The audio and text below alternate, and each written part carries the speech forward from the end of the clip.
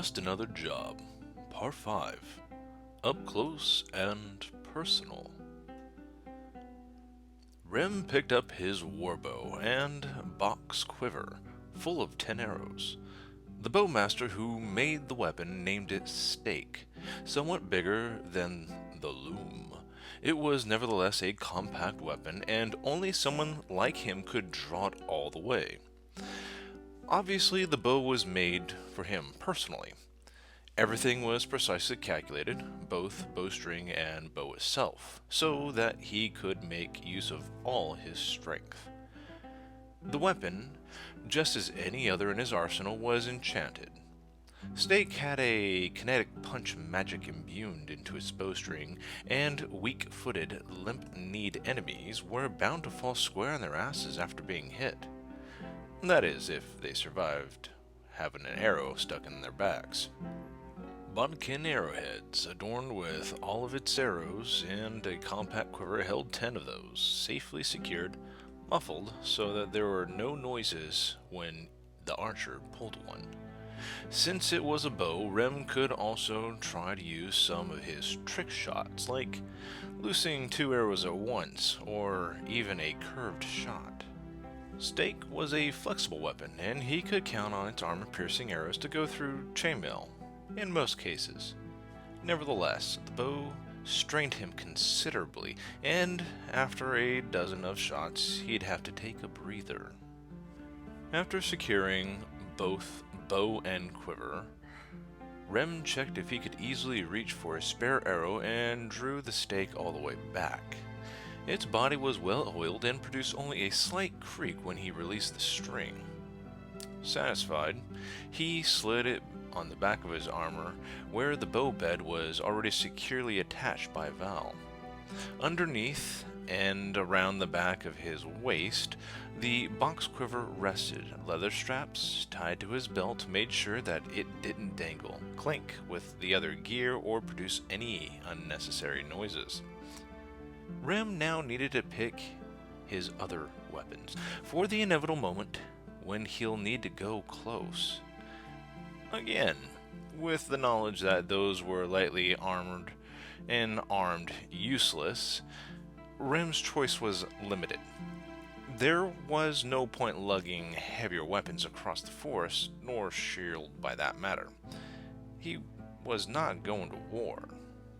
Rem walked over to his, quote, bladed cabinet and opened it. The thing held almost all of his melee weapons, and although some of them had no blades, it was tradition for any solver of problems to call their weapon stash like that. Rem was not sure how it all started, but now none of his peers would dare entertain the idea of naming their special furniture in any other way. His fingers touched one or another blade while examining his collection. Multiple swords, long and short, daggers of all sizes and shapes, a spear. His cabinet held everything, clean, sharp, and ready to use. Val stood next to him with a spare belt and awaited her master's choice. Just as his ranged weapons, the blades were too enchanted. When on a job, even something as mundane as a kidnapping or burning someone's business, Rem had to have that edge. Indeed, in the city there were many others who possessed magical weapons, but Krat was so large that its population numerous, the chances of him facing another sporting powerful items like his was rather slim. A solver of problems always had to have the proper tool for the job, and remembering his first job ever, Rem's face twitched. What was it that goblin assassin said? You never bring a gun to a dagger fight. The buggers were right, of course. Guns were pretty much useless in close-quarter combat, and since the number of naive fools who thought that you could fell everything with one was great, Rem didn't have to buy that arcane musket of his. It was a battle loot, and the dwarf thug who had it decided that it would be a neat idea to take a little stroll down Karat's narrow sewage waste disposal tunnel. Shot Rem in the back while he was there. Oh, he did fire. Once. Then Rem showed him the blade of his short sword from up close, and the dwarf got a sudden and most deadly case of steel poisoning. The bubbling fool's blood became part of the sewage. As a matter of fact, his everything became one with the sewage. Except the gear he had on him, that is. Good times. Easier times.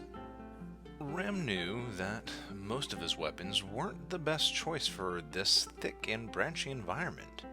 Although the useless had to have a camp, and that should have some small clearing, that didn't provide nearly enough space for Rem to comfortably wield most of his long weapons. So it was up close and at medium range then. The solver of problems narrowed his options to 3. A good sword and dagger combo was always nifty to have on your belt. The sword named Sap was somewhat heavier than most short arming swords. This weapon had no fuller, and instead, the blade was thicker at the center. The added weight allowed the swordsman to strike with the flat of its blade, and the weapon had a nifty enchantment woven in called Brawler Magic. When you hit someone with the flat, protruding part of the sword, it was as if you were wielding a small mace. The magic gifted this already versatile and quick sword with even more uses during combat. You could stab, slash, or even crush someone's bones with it, unless they wore plate armor, that is. In most cases, Rem would pick one of his treasured shields and pair it with Sap. Not on this job, however. He picked up one of his favorite daggers called Sparrow and flung the perfectly weighted weapon at a nearby training dummy. After Val placed the bracer which came together with Sparrow on his left wrist, and with a thought, Rem ordered the dagger back to his opened hand, which it did, quickly, and if one was not careful, they could be hurt by its handle, or, can forbid, the blade. The dagger was an excellent offhand weapon, and in melee, most swordsmen used one to glance off parry blows, while they reposed with their main weapon. The second choice was his trusty longsword. Maroon was one of the first blades he ever ordered made, and as such it held a dear place in his heart. The blade was no longer than most swords of similar design, but it was slightly wider. Its weight was, of course, within the limit. Nobody strolled around with unwieldy, gigantic, overly heavy blades, not unless they were trolls or ogres. Maroon had a longer handle, which allowed Rem to use both hands and strike with full power when he needed to. As such, the weapon had a most appropriate enchantment woven into its blade called Mirror Strike. You could swing from as far as 3.5 feet away. Then, the spell would project a blade which would replicate your strike precisely. There was only a short delay of 1 second before the Mirror Strike materialized. If used properly, Maroon was a devastating weapon, and Rem had felled many a duelist by stabbing them in the back, which coincidentally was the best and safest way to kill a duelist. His last choice was the war spear, Cowl. The weapon was as tall as him and sported a long, wide tip, which gave him the option to both stab and slash with it. On its bottom end, Cowl had a ball of a small mace instead of the usual iron weight. Rem loved this weapon, and when he had enough space to swing the thing around, it was indeed one of the deadliest tools in his arsenal. Cowl was enchanted with Fire Breath spell, and that shrouded both its striking ends with blue flame. The problem was that this weapon was big.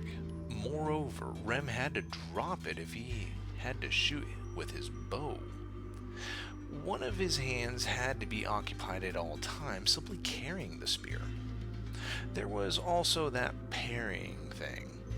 A spear was not that effective when your enemies got in your face, unless you chose the place where you fought carefully and used proper tactics, that is. If you've enjoyed this telling, then please consider subscribing to this channel, liking the video, and sharing, as that would help this channel grow exponentially. Also, give a little support to the writer and author of this tale, Erigmar, also known as the Black Knight, listed down below. He can be found on Minds.com and is selling books. Star Shatter, a sci-fi novel, found on Amazon, also linked below. With that, I want to thank you for visiting. Have a wonderful night. God bless, and farewell.